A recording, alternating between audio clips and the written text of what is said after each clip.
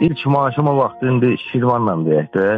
Şirvanla idi maaşımız. 15 Şirvan maaş aldım. Dedim neynim, nə sağlam. Dedim vallahi elə hamısından yaxşı puldur da verim valideynlərimə, atama, anama. Ürəkləri nə istəyir arasında birinci maaşım, evlatlarının birinci maaşıdır. Gəldim 5 Şirvan anama verdim o vaxtı. Dedim mənim birinci maaşımdır. 5 Şirvan da atama verdim. Anam nəsə özünə aldı, neynədi, nə aldı. Allah keçənlərinizə rəhmət eləsin. Mənim atam 2021-də rəhmətə getdi. Nəsə onun avtomobilində nəsə bu sənədləri, izadı götürəndə eləyəndə bunun portmanatını tapdım mən.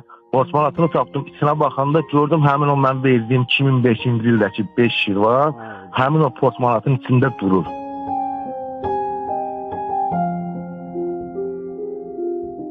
Mən sənə deyim, birinci ondan başlayaq ki, 2006-cı ildə elə bu pulu təzə-təzə isti-isti səndən qəbul eləyəndən bir neçə ay sonra pullar dəyişdi də. Dekabrda o gedib rahatlıqla o pulu təzə manata çevirə bilərdi. Bu ondan irəli gəlmir ha ki, yəni kişinin xərcləməyə yeri olmayıb da. İndi aydın məsələ, hər bir ailənin həyatında elə məqam olur ki, o axırıncı 5 şirvanı götürüb aparıb nəyəsə xərcləyirsən. Olur da bu olur. Amma bu kişi o toxunulmazlığını, o pulun necə qoruyubsa, bu elə şeydir ki, bunu səndən sözlə şərh eləmək olmur.